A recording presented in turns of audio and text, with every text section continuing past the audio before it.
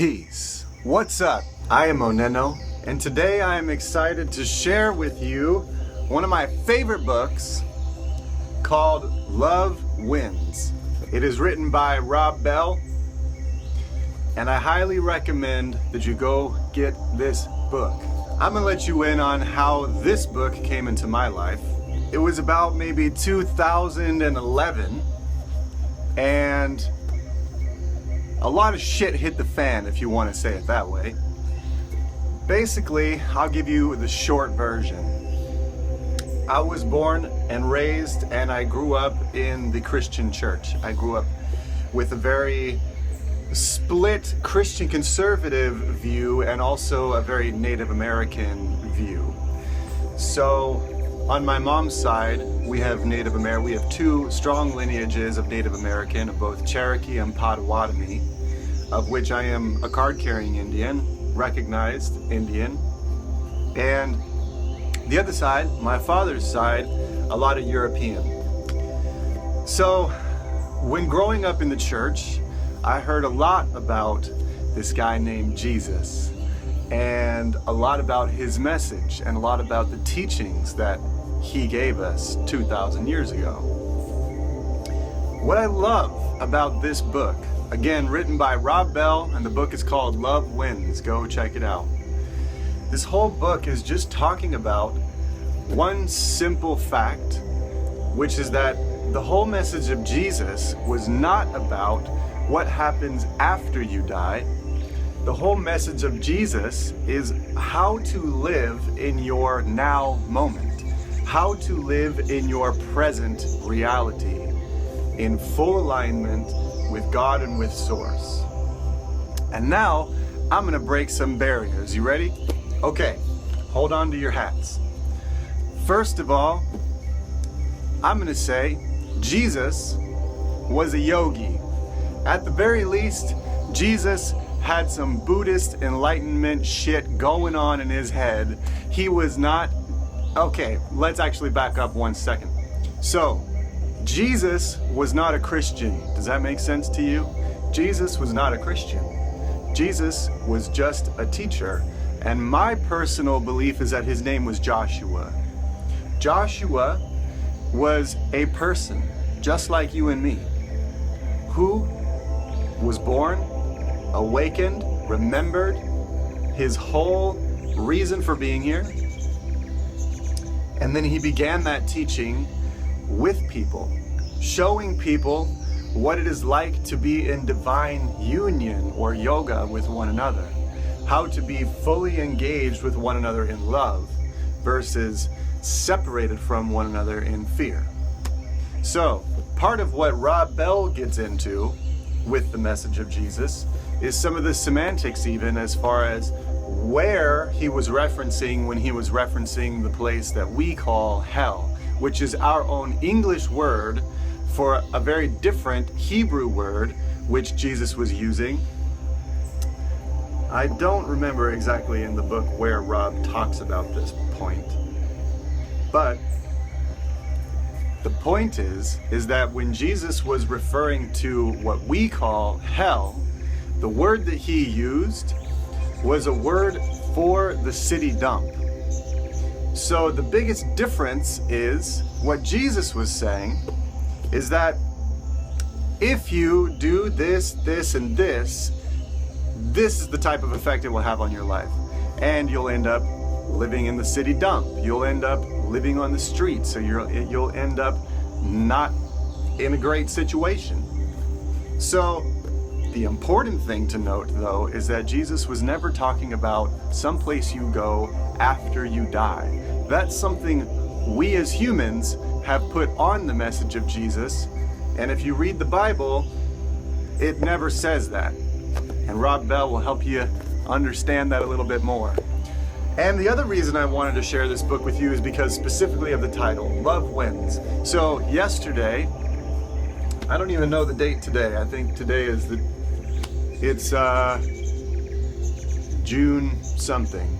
Anyways, yesterday was the day that the Supreme Courts in the United States of America have finally legalized gay marriage, and I only use quotation marks because it just seems petty at this point in time.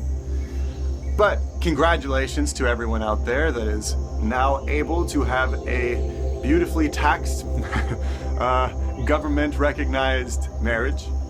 I think it's really important, this topic of love, and the topic of how love wins. Love is like a pervading frequency that is literally pulling all quantum potentials together into one experience and delivering it to you. That's what the frequency of love does. It's a frequency of coherency. So ask yourself from this point forward, anytime you're in any sort of one-on-one personal friendship, or if you're in some sort of group dynamic, or especially if you're in some sort of organized religion and system of that sense, ask yourself one question. What is the motivation of the message that I am hearing, whether it's from a person, a group, or an organized system? If the message is one of inclusion, integration, and togetherness, and how to take the opposites that we see in our dualistic world that we are living in, and seeing how we can put them together in harmony, that is a system or a friendship that is based on love. For love is an inclusive and coherent frequency. Now, if you are in a relationship or in a group of people or in a system, organized religion or something like that, that is teaching you about an in-group and an out-group, meaning these people are right, these people are wrong.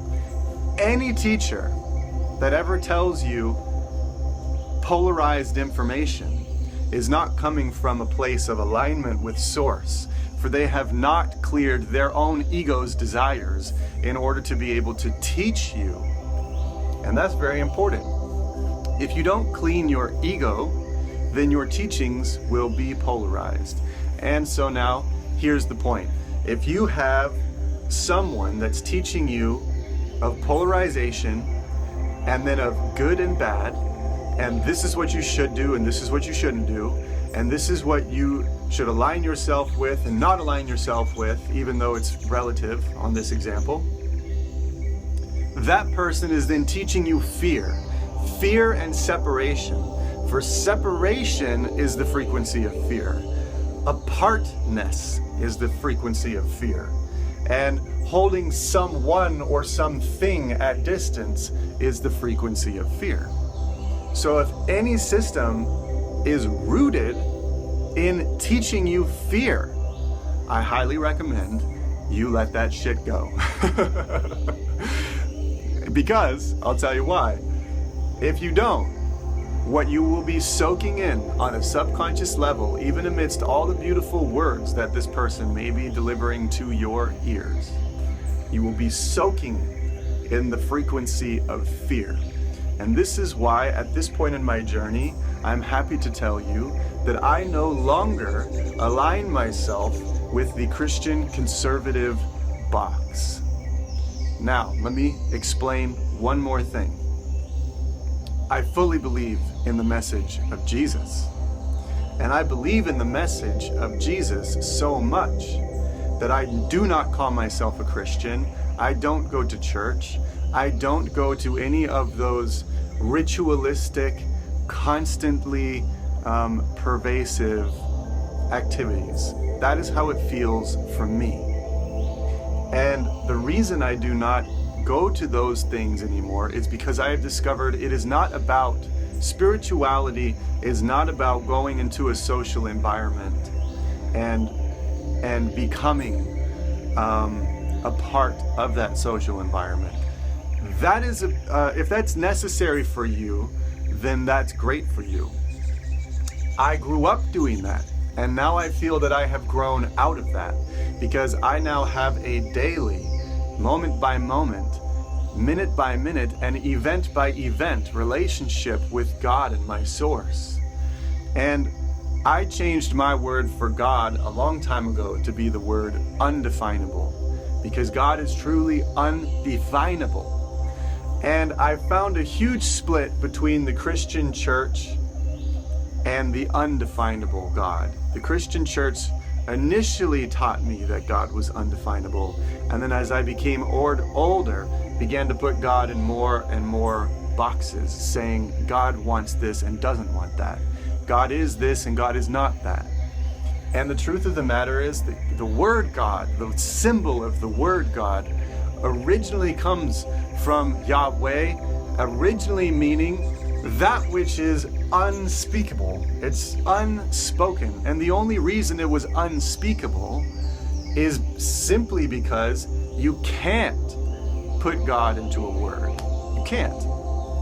So we had to make up a symbol to be able to talk about something that is completely untalkable.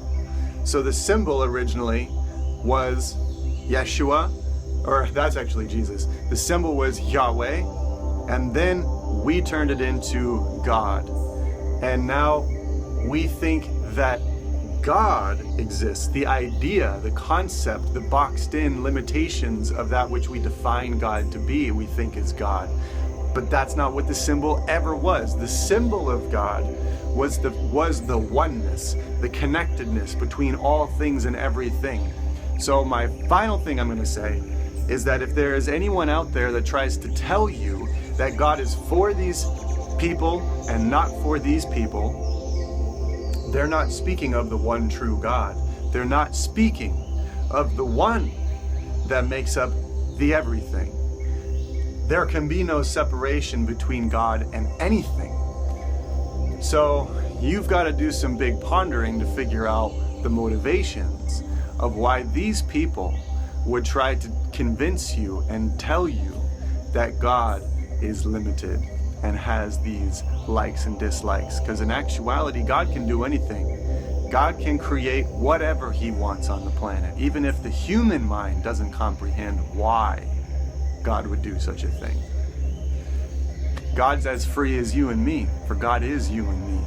And inside of our freedom, we find our voice. And today, I exercise mine. I'm putting it out there. I'm saying, go educate yourself.